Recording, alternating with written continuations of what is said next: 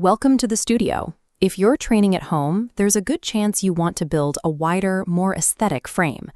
Quick reminder before we get to work. This is general fitness education to help you build muscle, not personal physical therapy. Always listen to your body. Right now, you might be dropping to the floor and grinding out hundreds of daily push-ups.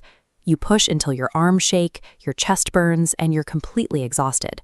But when you check the mirror, your shoulders look exactly the same, and your overall silhouette hasn't widened an inch.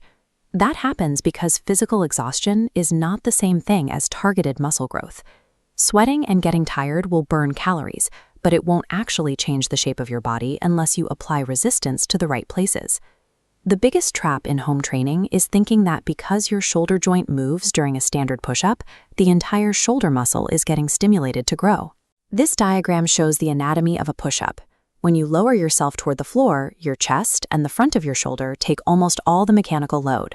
They do the heavy lifting, causing them to glow bright red here, while the side and the back of your shoulder are barely working at all.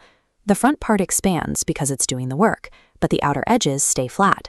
Being involved in a movement is completely different from being targeted by that movement's resistance.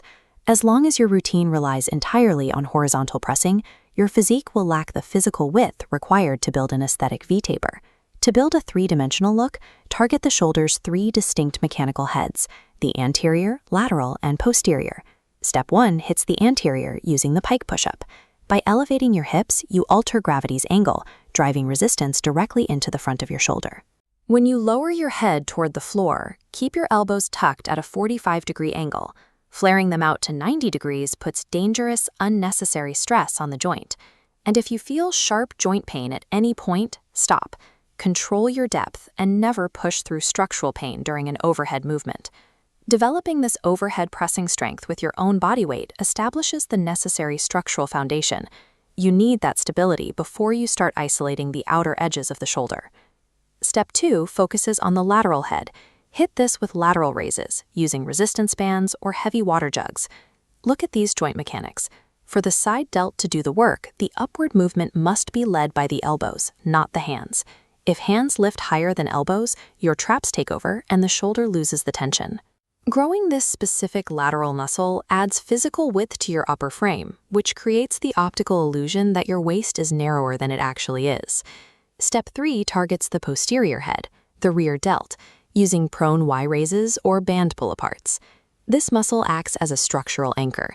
It pulls your posture upright, counteracting hours of slouching. That tension gives the shoulder a rounded, three-dimensional look from the side. Ignoring the rear delt leaves the back of your arm looking flat, and worse, it actively degrades your shoulder joint stability and posture over time. You might be wondering if you actually need heavy iron dumbbells to make these muscles grow. You don't. You can force muscle adaptation at home by increasing your time under tension. Just slow down the tempo of every single repetition. Take 3 seconds to lower the weight, and you will immediately feel the difficulty spike. You can also maximize your range of motion.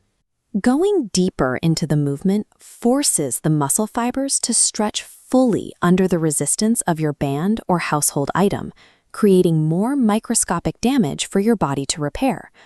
Muscle tissue doesn't have eyes. It can't tell the difference between a 50-pound dumbbell and a slowly controlled resistance band. It only reacts and adapts to the mechanical tension you apply to it. Endless standard push-ups will just leave you exhausted with a flat silhouette.